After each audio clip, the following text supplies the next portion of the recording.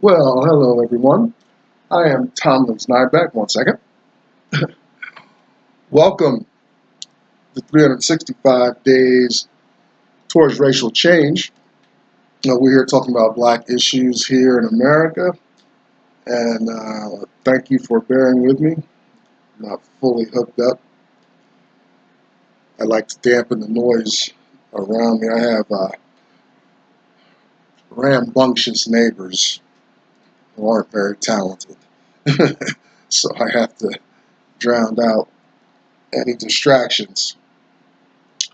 But yeah, we're here talking about black issues in America. Very appropriate, I think, obviously.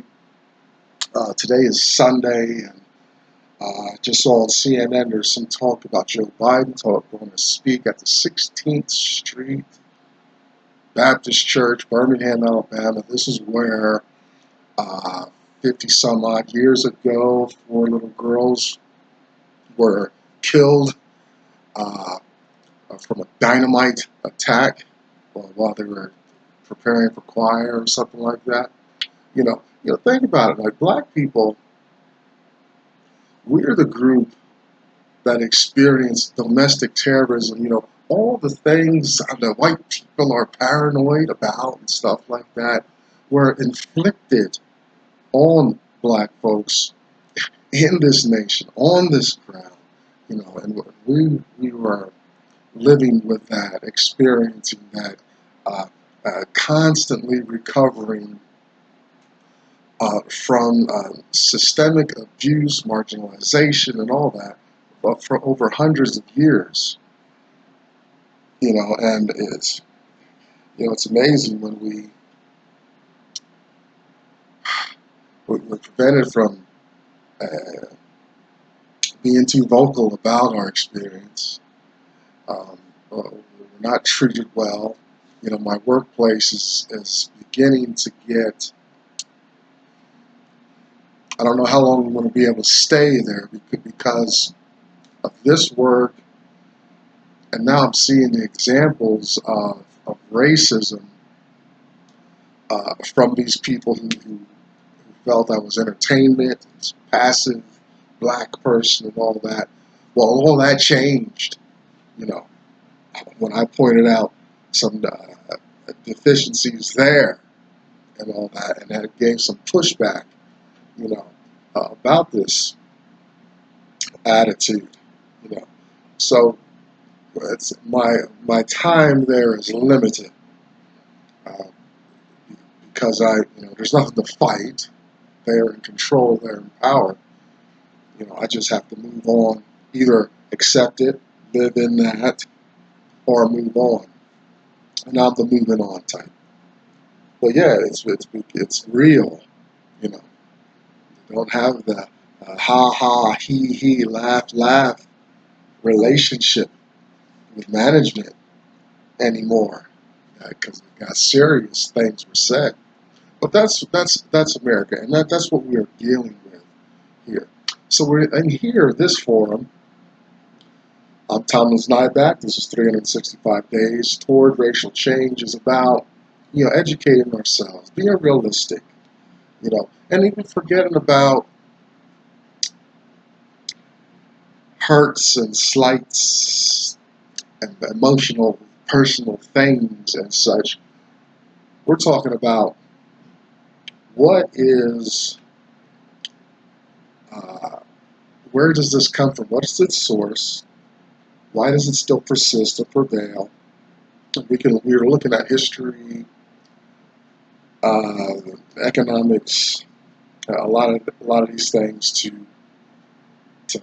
understand, why a black man is going to go on YouTube for a year and do this. And listen, I'm not the most disciplined person and stuff, but something about the topic and the subject resonates. Uh, this man, Dr. Anderson, has put a real voice to my experience, and I feel it needs to be shed, uh, expounded by a layman. Right? I'm not a billionaire. I'm not any a person of note I'm not popular. I don't have money. I'm not necessarily like presently right now on some track of exponential success like an entertainer or an athlete. I'm just a common Joe making minimum wage in the land of America. I just happen to have black skin. Okay, enough of that. On that note, let's just go through our standard introduction. The black mind. Is the black mind hungry for this kind of knowledge? Does it seek it? Does it see the need for this conversation? Right. I guess you know how I would answer. How would you answer? Depending on the color of your skin, you maybe your culture, heritage, stuff like that. The black people in America, those descended from slaves, have a specific thing going on and need to um, exercise that. Don't come into this American experience with black skin and think you're participating like everyone else, that you have the same opportunities. I don't know, the popular window dressing that America uh, talks about. It does not exist. We got to work harder with more limited resources. We must be creative under that type of umbrella, under this regime. Always. Conversely, the white mind. How do white people perceive themselves, perceive others? Is there any um, inclination, desire to bring about change, help change for black people? Stop diluting the issue and the message by saying, well, we got to help everybody. Every time you help everybody, black people get left out. Every time. When we're picking up crumbs and snatching the leftovers from a table after everybody has crowded in and enjoyed that smorgasbord. Black people are left out, pushed out, black skin. Yes, it is a reality.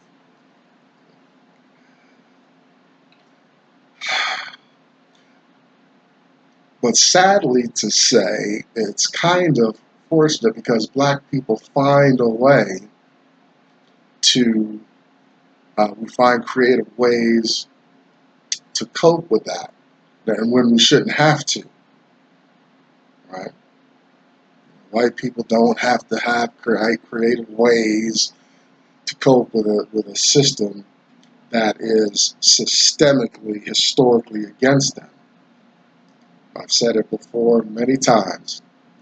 America's that is a European white system created by whites, administered by whites. It's for white people, and everybody else that comes along after that is pretty fortunate. With black people being dead last, almost as a flat line as far as growth, economics, education, and all that. You know, don't tell me about the Jay-Z and Shaq. Yeah, I've seen the commercials. Good for them, Oprah. And I know she's. Those people have more or less, to some degree. I don't know. I'm not omniscient. But yes, to some degree, maybe they've done something for black people. Maybe they have endowments at black colleges and some stuff like that. I'm talking about having an overt message for black people. I was just thinking about this the other day. You know, this is for white folks too. The American black person. We're a nation within a nation. You got to look at some more of Dr. Anderson's material to understand that. But you think about what makes up a culture, right? Right now I'm learning Spanish in school, and learning the Spanish It's not just learning the language and stuff, but it's, knowing the culture, places in Spain and Mexico, and the geography and South America. All it's the culture. You think about what makes up a culture, and you got, I don't know, there's language, dance, music, architecture, religion, all that. With the black in America, everything you can think about community and culture has been taken away, snatched away over time. No other group in America has experienced that, right? Yeah, and I can think about some groups that have been through some hellacious times, Native Americans and Jews, right? But their oppressors didn't rape them of their culture. Think about what I just said there. You know, um, Jews had their Holocaust, very tragic. But the Germans, that German regime that was part of that, did not extract their religion and their culture from them. The Native Americans here in America were beaten back to the Stone Age. But um, the military and the white regime did not attack their language, their dance, their culture. Only those blacks coming from Africa, you know, our language, religion, values, everything was attacked, education, and all that was attacked and undone. You know, and then we, after our re-education, we were um, then exploited within the system. And we really just not recovered ever since. Do we get a new language? Do we start some brand new? That's a big leap. But I think some of that is necessary. We're stuck with the skin color. That seems to be prevailing. So we got to start somewhere, and it's obvious in our where we're going, what we're doing. So listen, that kind of segues into what we're going to talk about today. But first, I am inspired by a man named Dr. Claude Anderson. You can find his plenty of his talks on YouTube, all over the place. And I've read 3 of his works. If you read only one of his books, read this one. Black History Reader, 101 Questions You Never Thought to Ask. Black Labor, White Wealth, Search for Power and Economic Justice, and Dr. Anderson's National Plan to Empower Black America, Powernomics. You can find Dr. Anderson at powernomics.com. And we are in Powernomics today, page 87, the conclusion of if it's communities or education, it's all relevant. Behind me, you see the hashtag #US2 symbol. You find Black women support one another, having their discussion and forum there. Check out Black Enough, BLAGGENUF, kind of a Black Facebook experience. If you can't find your flavor here on the World Wide Web, do what I did. Start your own and see where it goes. I got a handful of private subscribers. You can get on and off the email list with a few keystrokes. And I see, welcome if you're a new subscriber or if you're tuning in, because I see the Google ticker fluctuating as the years going on. That's icing on the cake to see somebody tuning in. I'm committed to the year. We're going to make this year. I'm in school now, so it's a little crunched, but in the home stretch now, coming up on 100 days left, so I think I can do that. I think after this week we'll be there. Anyway, we're fluctuating in and out. We're almost finished Uncle Tom's Cabin. I'm committed to finishing this book. This is a very important book. I know it's a fictional account of slave life in America, but we get plenty of talking points, and the last chapter is crucial to the whole conversation of what goes on in this book. We really need to revive this in the nation to get people thinking about race, racism, position of black folks in America, on, ad infinitum. Today we're, again, like I said, we're in Powernomics, and Dr. Anderson, there's a lot of vision about having this, realizing a black community in America, in the land. And I'm on his side, all for that. You know, there's a lot of things, a lot of issues to wade through to realize that and make that happen, but it's not impossible. And just this is the conclusion of chapter 3. He talks about some elements of a functional, empowered black community. And I was talking to, I've got friends in the gay community. I know one's a subscriber here. Actually gave me a great resource that we might check out before the year's out finishes. But I was talking about, communities have flags, languages, and stuff like that. There's a sense of unity. And he's like, there's division within the gay community and stuff like that. But, but the gay community, at least they got a flag, a rainbow flag, right? So there's differences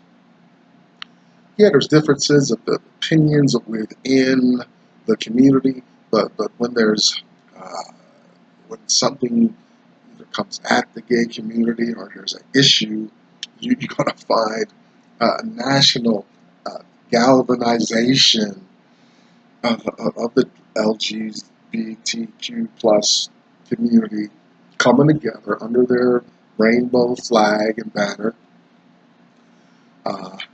this unified community, backing each other up.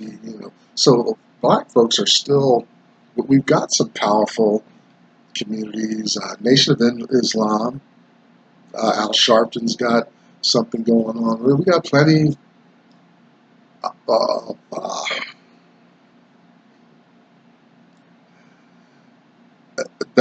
we have plenty of isolated appearances of communities, but they're mountains. It's not a mountain chain.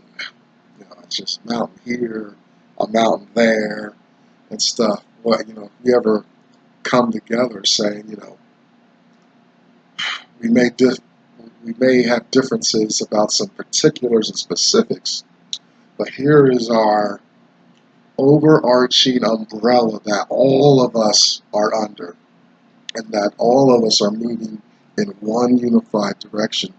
Then we'd be a dangerous and growing community in the land. That's what I want to see happen for black people in America, and that's what Dr. Anderson proposes a lot, especially in his book Powernomics. Powernomics, that's his original term,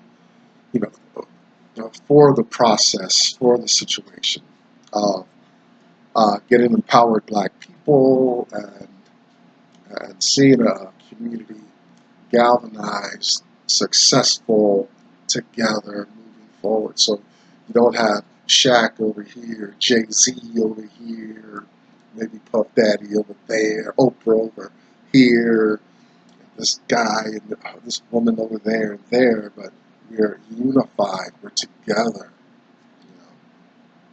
There's some standards and procedures in the community.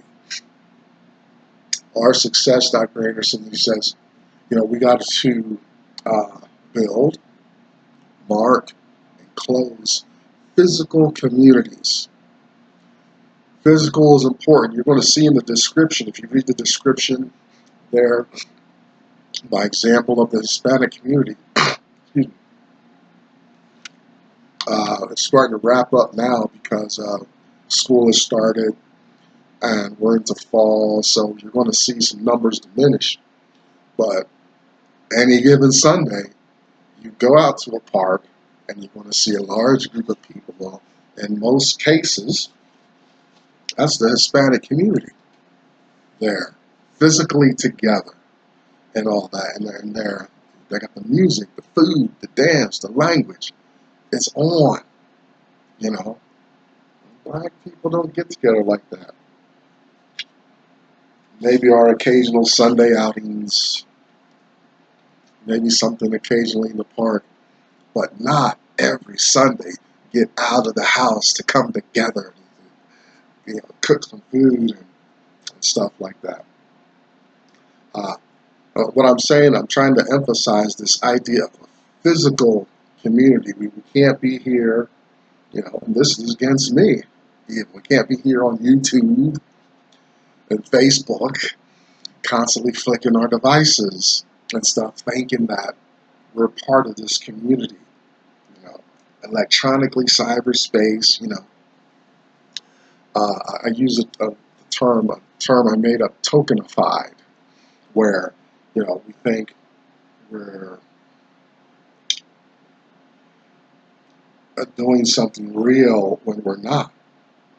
That's not the spirit. That's not in keeping with what we really want, what's really going on in America, and how things get done. We need to physically be with our group to be a valid structure, valid entity on the landscape. I play these games. I like these games where you build a community and you build stuff, but it's all imaginary. Building a building, digging holes, and doing landscape. It's fine on my computer, my device, but it's not real. So, you got to emphasize it. I wish you had to put it in bold script, underlined it, and made the font bigger. Physical community.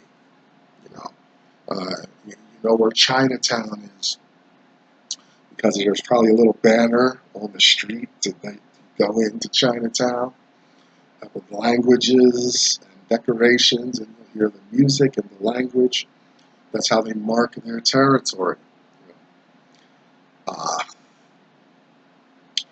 rundown hood is not a good example of a healthy black community. We can do better. I was watching a classic, Cooley High, and through this work and where my mind is going, removing a lot of conditioning. It's like why do black people exist in this leftover, used up space? Always coming behind the success and affluence. And what's left over is these run down, dirty alleys and stuff like that.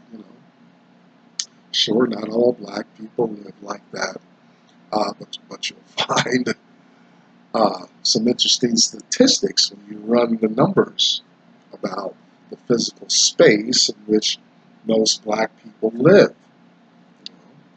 We don't live in a gated community with, 24-hour surveillance and stuff like that, unless we can get our voucher to be in a building, Section 8, stuff like that. This is some real stuff going on that we're talking about here. So physical community, not cyberspace. Sure, you can subscribe somewhere and see the numbers go up in the millions and the hundreds of thousands and things like that, but it doesn't beat us us being physically together, unified, and showing that publicly, as are so many other groups in the land do. We don't want to embrace the falsity of civil rights or social integration. What we talked in the past, those are failures. Those are tokens. Those are symbols of inclusion. Those are just things to tell uh, the regime, the overarching power structure, that they can't overtly do certain things to black people.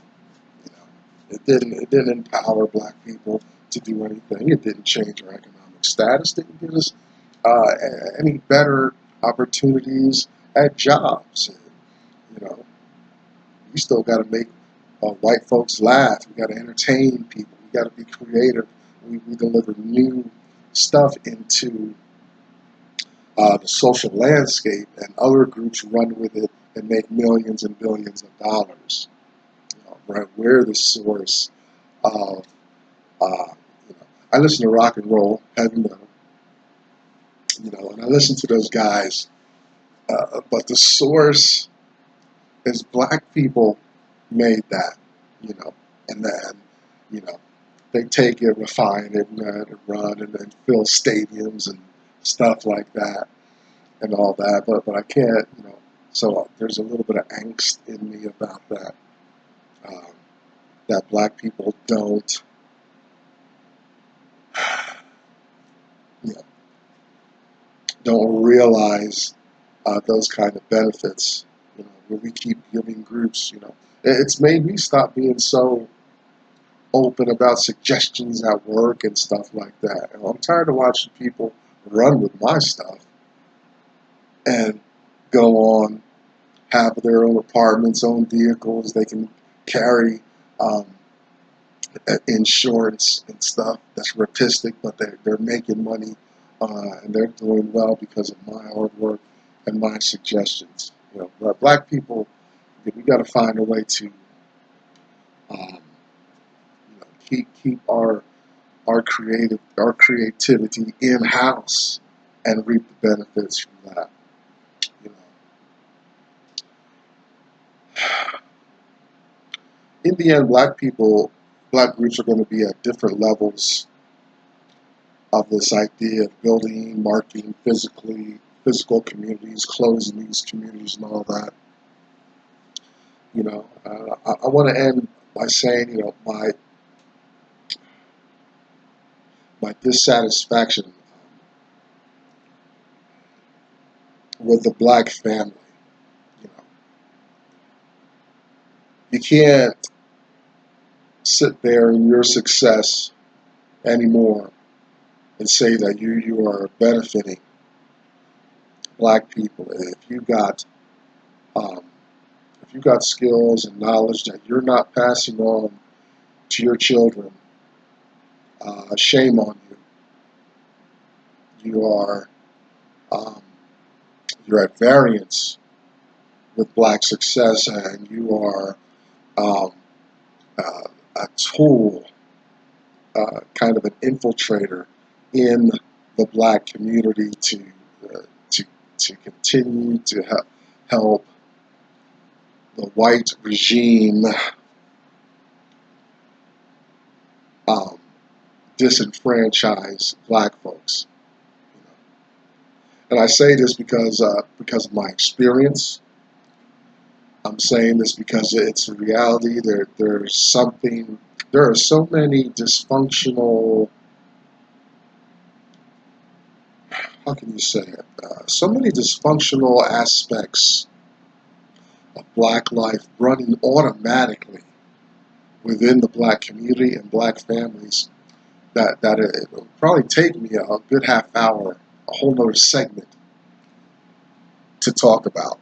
You know, we got experiences. We're not holding each other accountable. We're not teaching each other. We're sending our most precious resources, our young ones out there for education and stuff like that. When we know how to uh, build and buy and stuff like that, but it just boggles my mind why an able-minded black person does not share their experience to make the black community better. Now, my experiences are limited. I'm going through a college experience right now. Yeah, and actually, I don't have a whole lot of black people in proximity with me. I know if I did, then there would be the challenge, to where are you at, and do you want my help, suggestions? Can I use your experience? Not enough of that going on. The white community does that. I know that because of the testimony of my white friends. They've had these conversations, critical conversations about economics, life, and all that. Don't let me forget about financial literacy among black folks. I forgot that at the top of the segment. You know, I say that because I know it's something that does not occur in the black home. It's not occurring in your home. You're not telling how your children, how you make money, how you keep the money, that you need the money to serve you uh, 30, 40 years down the road, the money you make today. You're not telling your young people that. I know this. Don't get me started. I just got on to something there. It's not strong. Anyway, that's the piece today. You know, check yourself. Good. This community thing, Dr. Anderson's vision. I feel like I'm doing my best to promote it a long way off, but it needs a lot of massaging, a lot of things that black people need to do internally to realize it. Forget about oppression, slavery, some of these other things we talk about. I know that today's focus is within what black people need to understand, do, realize, um, to see a successful black community rise up in this nation that does not want that to happen. I'm Tomlin's Nyback. That's day 258, 365 days towards racial change. I will see you again. Have a great day.